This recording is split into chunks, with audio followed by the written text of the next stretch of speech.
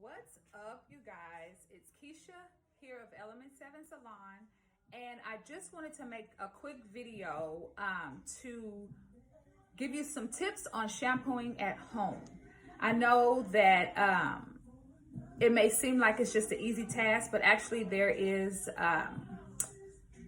a method behind it. So anyway, I'm just going to share how I shampoo my hair myself at home and to offer you up some tips. Now, the very first thing that I love to use is my stimulating spray. This wakes up your hair follicles. It's an antiseptic. It has lemongrass. It has rosemary in it. So it has a lot of benefits for your scalp. And this is a pre-shampoo. It's also an antiseptic. So it could be used for other things in your home as well that you would use an antiseptic for. So I like to use it on my scalp and on my client's scalp, especially the ones who are experiencing a little bit of dryness or a little extra oily behavior on the scalp.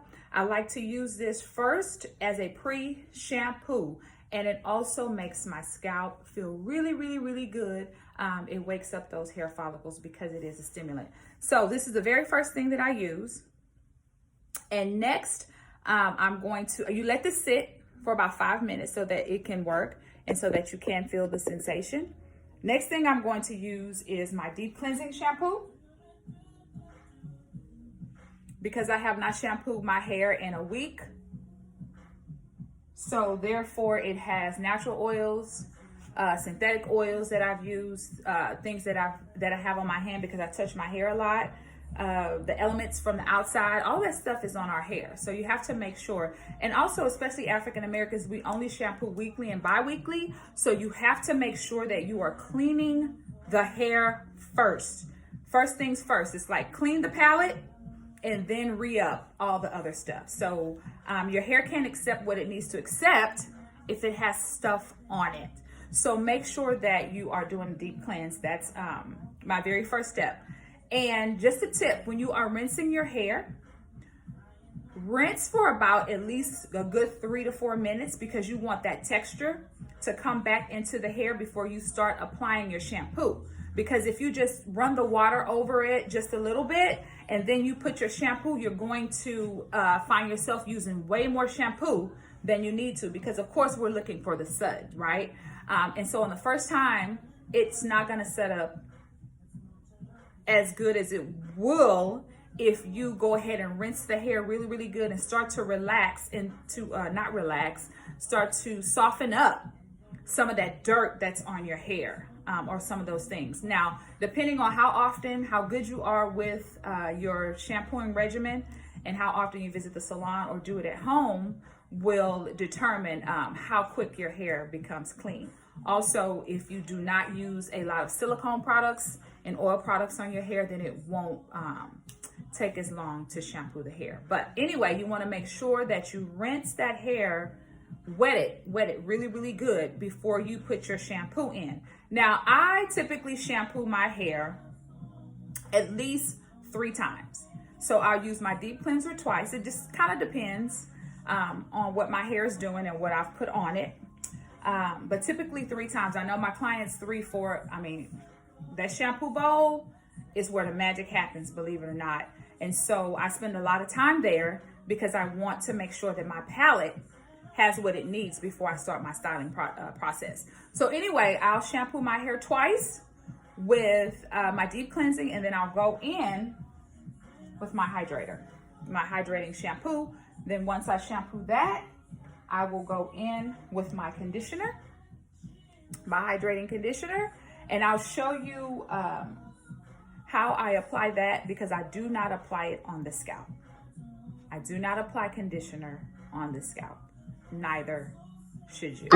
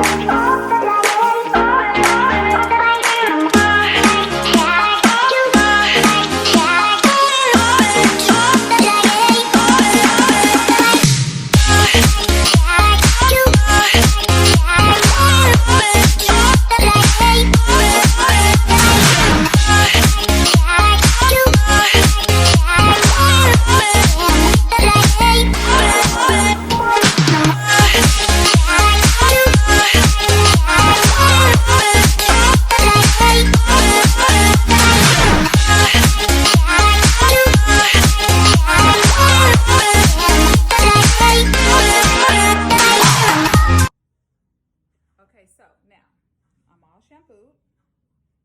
See that little texture in my hair? Yep, I get relaxers, but I still like to leave texture in there because I'm so fine that I need some texture. Anyway, this is the amount of conditioner that I use. Now, I like to say use less first, and if you need more, then use more. Versus you taking a goo glob of conditioner and putting it all in your hand and getting it on your hair, and then most of it rinsing down the sink. That's a waste. So start small. I only use a small amount. You want to emulsify it. And this is how I teach my clients how to spread all of their products. You don't want to take all of this product and put it in one spot, because then that's where all of the product is going to go. You want to spread it, and you want to use your fingertips. And I'm just working on the ends of my hair, just on the ends, okay? But I still have product in the inside of my palms. So then I go get more if I need it. And you will feel your hair softening up as you are putting the conditioner. But guess what? If you're putting that conditioner in and your hair feels like wax, you didn't clean it good. Just the FYI. So I've spreaded my conditioner all in my hair. My hair is really soft now, because that's what conditioners do. They soften the hair. You do not want to put them on the scalp unless you have like a stimulating conditioner that is made for the scalp. So it's a little thinner, and so your scalp can take that. But the key is, even when you're putting it on your scalp, the conditioner's made for the scalp, you must rinse them out very well, because if you do not, then your scalp, if you don't rinse them off good enough, then it will create a buildup on your scalp, and then days later you may think that it's dandruff or dry scalp, but it's really product. So just make sure that if you are using a conditioner that requires you to put it on your scalp, make sure you're rinsing that off really good, okay? All right, so that's the conditioning segment. I'm gonna let this sit on for 3 minutes. Ladies, this is not a deep conditioner. You do not let regular conditioner sit on your hair for 20 minutes, because then it turns into wax as well. Please do not do that. You're creating more of a problem than you are. You only let conditioner sit on for longer than 3 minutes that were made for deep conditioning. Read your labels. If it says leave it on for 3 minutes, leave it on for 3 minutes. If it says leave it on with 20 minutes underneath the dryer or in a plastic cap, then do that. But do not leave a regular daily conditioner on your hair for 20 minutes. Okay, ladies?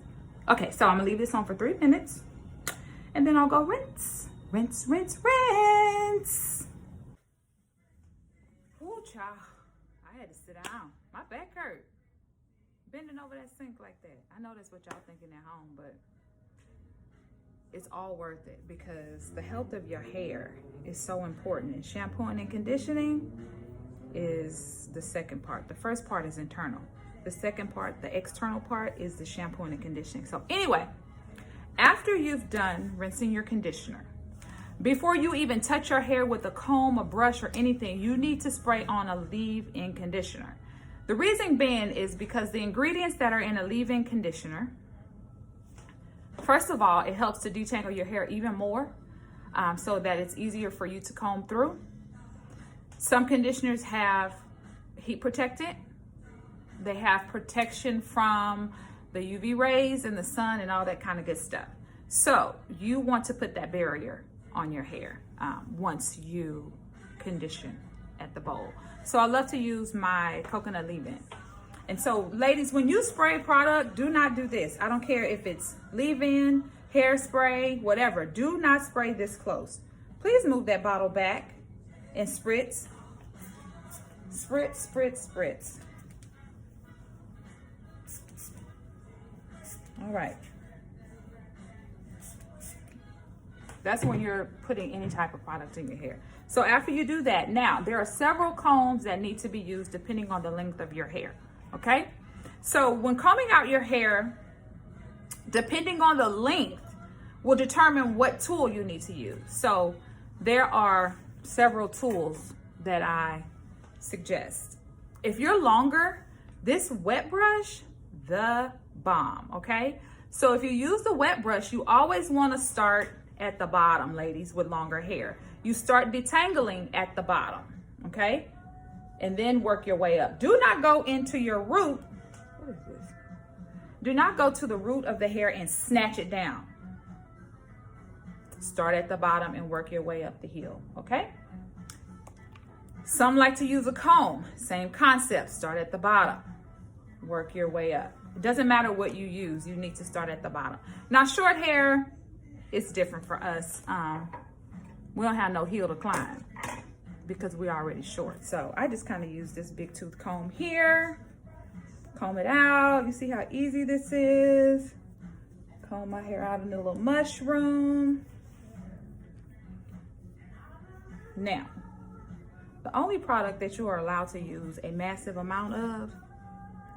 Now, ladies with longer hair, after this process, this part of the process, then you use whatever other styling aids that you use, be it a foam, a setting lotion, if you go straight into your blow dry, whatever you do, you can use your styling aids after this part of the process, okay? But you always want to use a leave-in conditioner because it does give the hair added softness. So now I am going